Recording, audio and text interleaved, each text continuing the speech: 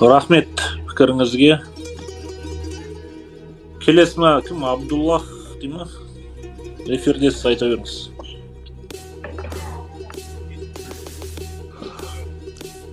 Какая цель эфира? В смысле, какая цель эфира? Қазақша сөйлемейсіз ба? На какую тему разговаривать?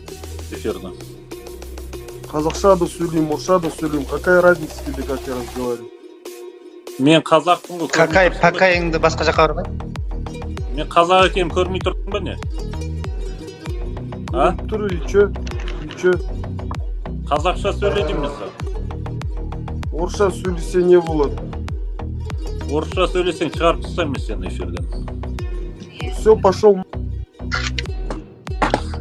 Осындай малдар, тілін сыйламайтын малдар эфирге кірмей-ақ қой.